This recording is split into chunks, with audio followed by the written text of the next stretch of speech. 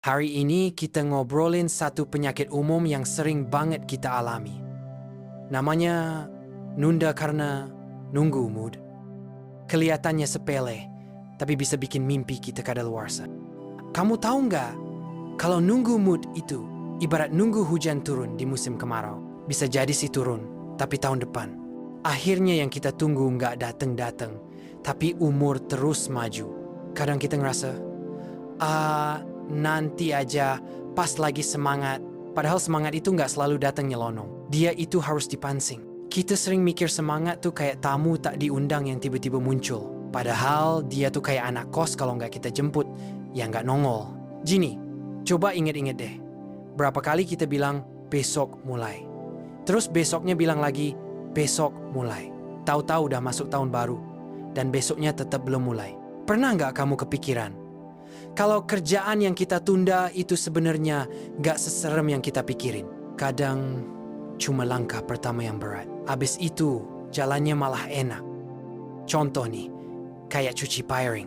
Lihatnya males, tapi begitu pegang spons, tahu-tahu udah kelar semua. Kerjaannya cuma butuh start. Masalahnya, kita kebanyakan nunggu rasa pengen. Padahal, kalau kebanyakan nunggu, malah makin males. Karena otak kita udah keburu kebiasaan nyaman. Pernah kan? Mau olahraga tapi rebahan dulu sebentar. Rebahannya jadi 3 jam. Moodnya keburu mati lampu. Kadang kita suka overthinking sebelum mulai. Duh, nanti kalau gagal gimana ya? Padahal gagal pas lagi jalan itu wajar banget. Justru kalau nggak mulai, kita nggak pernah tahu bisa sukses atau nggak. Jadi ya, mulai aja dulu. Perkara hasil nanti bisa diatur. Bayangin kalau semua orang nunggu mood buat kerja. Bandara nggak ada yang buka, kopi nggak ada yang bikin. Internet mati karena teknisinya lagi nggak mood. Lucu kan? Tapi sebenarnya kita juga gitu. Banyak hal mandek cuma karena kita nggak mulai.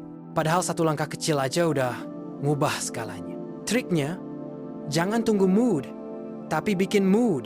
Caranya, mulai dari hal paling kecil. Bahkan sekecil nyalain laptop atau buka buku. Mood itu kayak api unggun. Kalau nunggu dia nyala sendiri, ya nggak bakal jadi. Harus kita sulut dulu. Kebanyakan orang sukses itu bukan yang moodnya selalu bagus, tapi yang tetap jalan walau moodnya jelek. Disiplin itu kuncinya.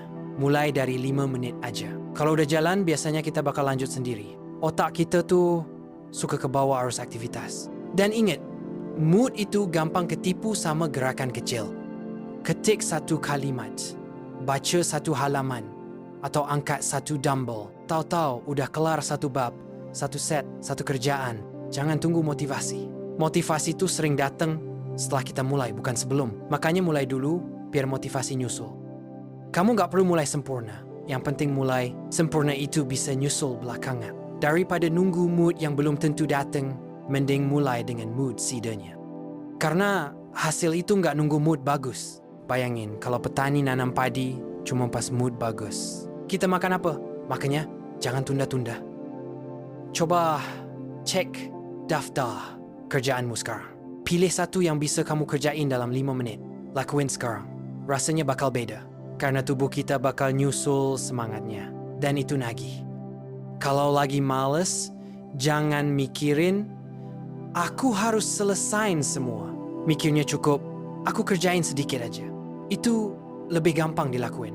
Mulai kecil, tapi konsisten. Itu jauh lebih efektif daripada mulai gede, tapi cuma sekali. Konsistensi ngalahin mood setiap saat. Mood itu kayak cuaca. Kita nggak bisa ngatur dia, tapi bisa siapin payung atau jas hujan. Sama halnya dengan kerjaan. Kalau mood lagi jelek, siapin rencana cadangan. Misalnya, kerjain bagian paling gampang, biar tetap ada progres. Kadang kita cuma butuh stop mikir, langsung eksekusi. Biar otak nggak keburu nyari alasan buat males, karena alasan itu gampang banget nyamperin kita. Setiap kali nunda, kita kasih sinyal ke otak kalau males itu oke. Dan lama-lama itu jadi kebiasaan. Makanya harus diputus sekarang kalau mau sukses. Berhenti nunggu mood. Mulai aja meski moodnya 0%. Karena angka itu bisa naik pas kita udah gerak. Dan ingat, tiap langkah kecil itu nyelamatin kita dari nyesel di masa depan. Karena penyesalan terbesar itu bukan gagal, tapi nggak pernah nyoba sama sekali.